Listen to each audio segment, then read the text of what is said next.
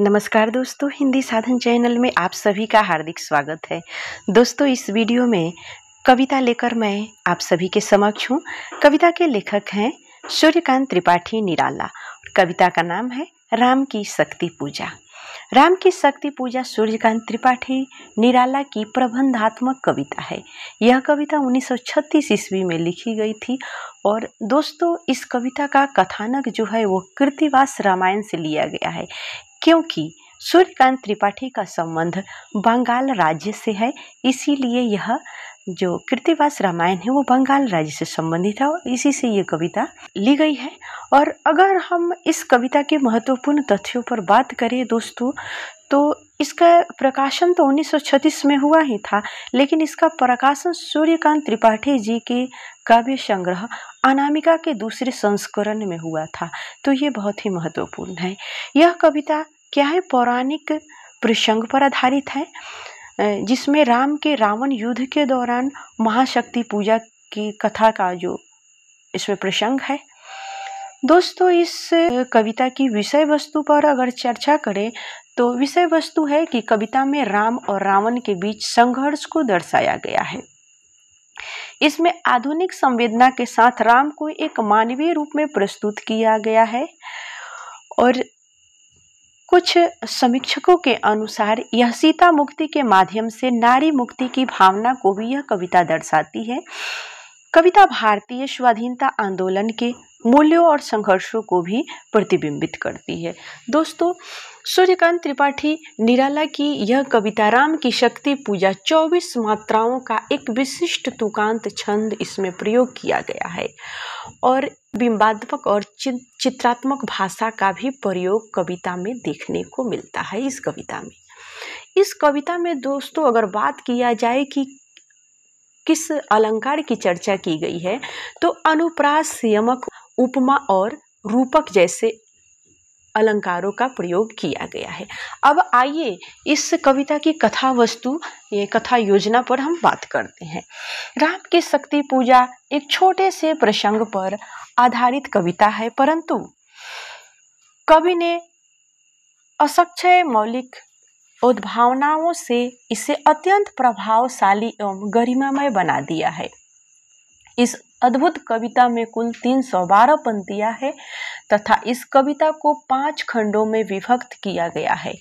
इस कविता को कितने खंडों में विभक्त किया गया है, तो 5 खंडों में विभक्त किया गया है। हम बारी बारी से सभी खंडों में पर चर्चा करेंगे कि किस खंड में क्या है। तो पहला खंड में राम रावण के समर पर गंभीर वर्णन, यानी समर का जो चित्रण किया गया है उसको दिखाया गया है। इसमें युद्ध से लौटती किस प्रकार से सेना निराश होकर शिविर में आती है और विकट स्थिति में सेना नायक श्री राम के साथ गंभीर मंत्रणा करते दिखाई देते हैं, गंभीर बातचीत करते हुए दिखाई देते हैं तथा आगे की रणनीति पर प्रभु राम की आज्ञा की वे प्रतीक्षा करते हुए दिखाए गए हैं। आइए थोड़ी सी उसकी पंक्ति को देख लेते हैं। आए सब शिविर सानु पर पर्वत के मंथर, सुग्रीव विभीषण जामवंत आदिक बानर, सेनापति दल विशेष के अंगद हनुमान, नल नील गवाक्ष प्रात के रण का समाधान। तो अब अगर बात किया जाए कि इस कविता के दूसरे खंड में क्या है, तो दूसरे खंड में दोस्तों घनघोर प्रकृति का चित्रण किया गया है, जिसमें अमावस्या की रात्रि है। दूसरे खंड में अमावस्या की रात्रि के घनघोर दृश्य का वर्णन किया गया है और आधुनिक नाटकों की भांति उसी समय राम के मन में जानकी की छवि बिजली के समान उभर आती है और उनकी आंखों से 2 बूंद आंसू टपक पड़ते हैं। तो दोस्तों, यहाँ पर जब दूसरे खंड में अगर बात की जाए तो किस चीज़ का वर्णन है, प्रकृति का चित्रण किया गया है। और प्रकृति के चित्रण के साथ साथ क्या है, यहाँ पर घनघोर अमावस्या की रात्रि है। तो कौन सा तिथि है, अमावस्या की तिथि है। अब आइए बढ़ते हैं कि तीसरे खंड में क्या दिया गया है। तो दोस्तों, तीसरे खंड में क्रोधित हनुमान का आकाश में विचरण दिखाया गया है। कि हनुमान क्रोधित होकर आकाश में विचरण करते हैं। तीसरे खंड में रावण के अट्टहास का प्रत्युत्तर देने के लिए हनुमान क्षुब्ध होकर महानाश के लिए आकाश में पहुंच जाते हैं और इस दृश्य से भगवान शंकर भी भयभीत होकर शक्ति को सावधान करते हैं, जो माता अंजना का रूप धारण करके, शक्ति माता अंजना का रूप धारण करके हनुमान को सचेत करती है।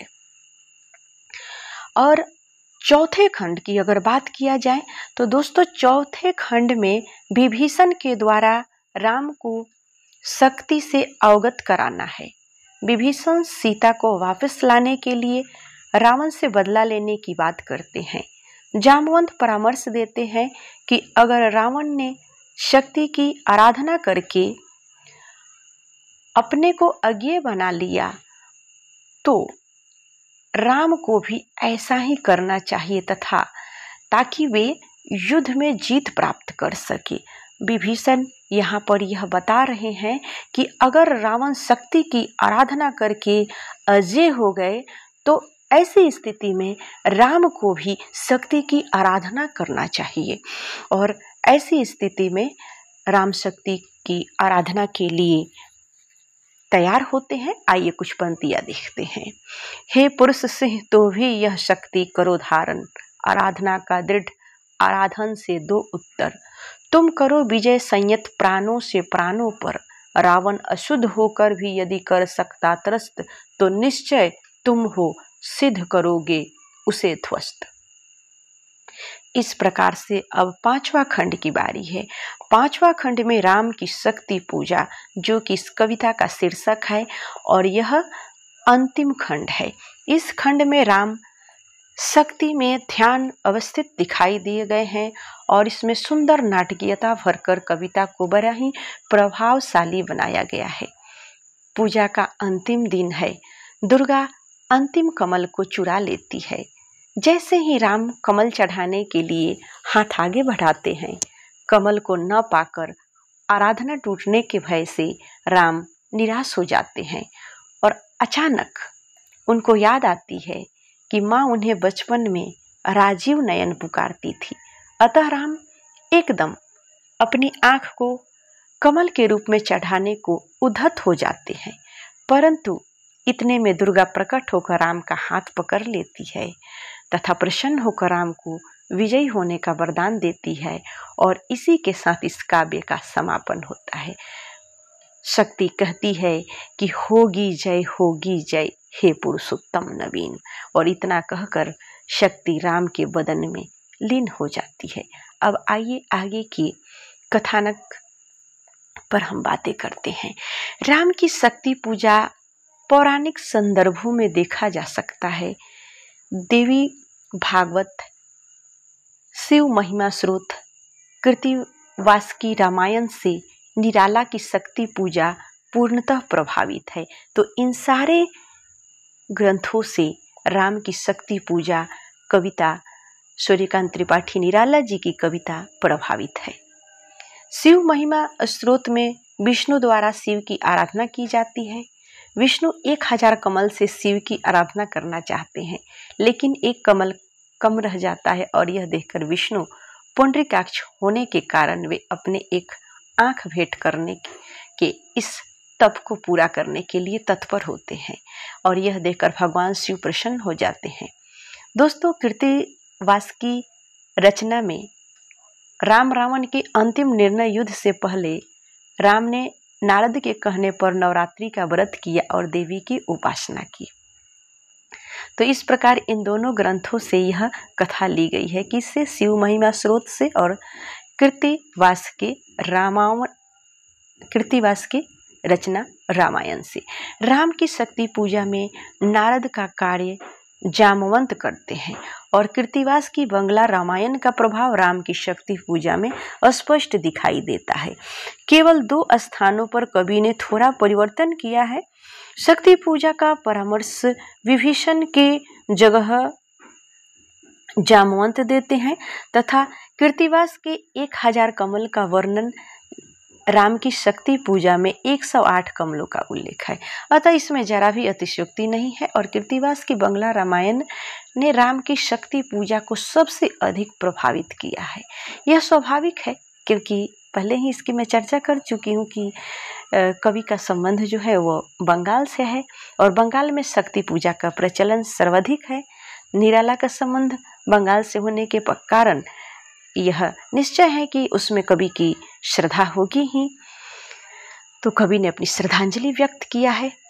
अब दोस्तों, अगर काव्य की स्वरूप पे चर्चा किया जाए तो काव्य के स्वरूप राम की शक्ति पूजा महाकाव्य के विषय में विद्वानों में मतभेद है। कुछ विद्वानों का मानना है कि राम की शक्ति पूजा में महाकाव्य जैसा प्रसिद्ध कथानक, महान चरित्र और भव्य शैली है, अतः इसे महाकाव्य की कोटि में रखा जाना चाहिए। तो दूसरी ओर अनेक विद्वान इस पक्ष में नहीं है। उनका कहना है कि महाकाव्य का नायक उदात्त और उच्च कोटि का होना चाहिए, परंतु राम की शक्ति पूजा में जिस प्रकार के नायक को अभिव्यक्त किया गया है वह इस कोटि का नहीं है। तो प्रसिद्ध आलोचक नंद दुलारे वाजपेयी ने इसे गाथा काव्य की संज्ञा दी है। तो किस आलोचक ने राम की शक्ति पूजा को गाथा काव्य की संज्ञा दी है? तो नंद दुलारे वाजपेयी, जो कि प्रसिद्ध आलोचक हैं, और इन्होंने इसे गाथा काव्य का नाम दिया है। गाथा काव्य में लोक विश्वासों की प्रचुरता, अतिरंजकता का चमत्कार और अलौकिकता की अभिव्यंजना होती है।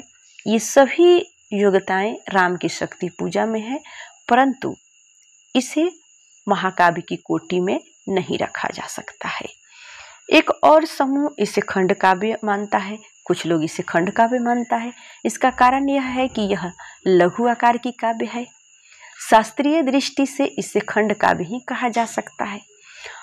उनका तर्क है कि राम की शक्ति पूजा का कथानक राम काव्य के एक खंड से संबंधित है और उसके विपरीत कुछ विद्वानों का मत है कि यह कथानक खंड काव्य के भी अनुकूल नहीं है। कुछ विद्वान इसे लंबी कविता मानते हैं। डॉक्टर रमेश कुंतल मेघ के अनुसार कवि श्री निराला की राम की शक्ति पूजा एक ऐसी रचना है जिसे आज की भाषा में संलिष्ट कविता कह सकते हैं। और धनंजय वर्मा इस महाकाव्य की शैली पर लिखा गया एक नूतन प्रयोग इसे मानते हैं। रस योजना राम की शक्ति पूजा मूलतः वीर रस से परिपूर्ण काव्य है। डॉक्टर कृष्णदेव झारी के अनुसार वीरता और ओज के बीच राम की स्मृति श्रृंगार का उदात्त चित्रण इस कविता का कोमलतम उदांत अंश है। युद्ध विजय की चिंता में बैठे राम के हृदय में सीता जी का स्मरण विजय की द्विगुणित भावना भर देता है। श्रृंगार का ऐसा उदात्त चित्र काव्यों में विरला ही मिलता है। कवि ने इस कविता में राम रावण युद्ध के अतिरिक्त हनुमान के माध्यम से वीर रस को भी प्रस्तुत किया है। कवि ने वीर, रौद्र और भयानक रसों के अतिरिक्त कुछ कोमल रसों को भी अवतारण की है। यहाँ श्रृंगार के संयोग और वियोग दोनों पक्षों को प्रस्तुत किया गया है। दो प्रसंगों में वात्सल्य रस भी देखा जा सकता है। इसके अतिरिक्त भक्ति भावना और आराधना के माध्यम से शांत रस का परिपाक भी इसमें देखा गया है। आइए कुछ थोड़ी सी एक दो पंक्ति को देखते हैं। मातः दस भुजा विश्व ज्योति में हूँ आश्रित, हो विघ्न शक्ति से है खल महिषासुर मर्दित, जनरंजन चरण कमल तल धन्य सिंह गर्जिता। दोस्तों, काव्य की चरित्र चित्रण पे अगर बात करें तो कवि ने मुख्यतः राम के चरित्र को उभारने का प्रयास किया है। वाल्मीकि एवं तुलसी ने राम के चरित्र को भव्यता प्रदान की है। निराला ने उसे एक नया स्वरूप देकर नए ढंग से राम के चरित्र को उभारा है। निराला ने काव्य को ब्रह्म का अवतार घोषित न करके एक अपूर्ण मानव यानी राम को वे ब्रह्म का अवतार घोषित न करके एक अपूर्व मानव के रूप में व्याख्यायित किया है। और सीता के स्मरण आते ही मानव की तरह राम आंसू भी बहाते हैं। एक प्रख्यात योद्धा का रूप दर्शनीय है। राम के अतिरिक्त हनुमान, जामवंत, विभीषण आदि के चरित्र भी सुंदर ढंग से काव्य में प्रस्तुत किए गए हैं। काव्य की भाषा शैली पर अगर बात करें तो काव्य की भाषा शैली में निराला ने इस कविता में प्रांजल खड़ी बोली का प्रयोग किया है। कुछ विद्वान इसे महाकाव्य की कोटि में रखने के पक्ष में है। और इस कविता की शैली की बात करें तो कविता की शैली वर्णनात्मक है तथा नाटकीयता के समावेश से यह और भी सुंदर लगती है। भाषा पर कवि का असाधारण अधिकार होने के कारण भाषा एवं शैली की दृष्टि से सर्वोत्तम कविता यह है। शब्द चयन अद्भुत है। राम रावण के युद्ध की भयंकरता कवि के शब्दों की टकराहट में दिखाई देती है। पंक्ति है, राघव लाघव रावण वारन गत युगम प्रहदत उद्धत शंकापति मरहित कपिदल बल विस्तर अनिमेष राम विश्व जित्स्यछार भंग भाव विद्वंग बुद्ध को पर मुष्टि खर रुधिर स्त्राव। कुछ आलोचक उनकी भाषा को किलष्ट मानते हैं, परंतु निराला ने प्रसंग के अनुसार ही भाषा का प्रयोग किया है और कई स्थानों पर बिंबात्मक एवं चित्रात्मक भाषा का भी प्रयोग मिलता है। दोस्तों, आज के इस वीडियो में इतना ही। मिलते हैं अगले वीडियो में। वीडियो देखने के लिए सभी को बहुत बहुत धन्यवाद कि आपने बड़े धैर्य से अभी तक वीडियो को देखा है। दोस्तों, आपने अगर वीडियो को लाइक नहीं किया है तो वीडियो को लाइक ज़रूर कर ले और चैनल को सब्सक्राइब नहीं किया है तो सब्सक्राइब भी ज़रूर कर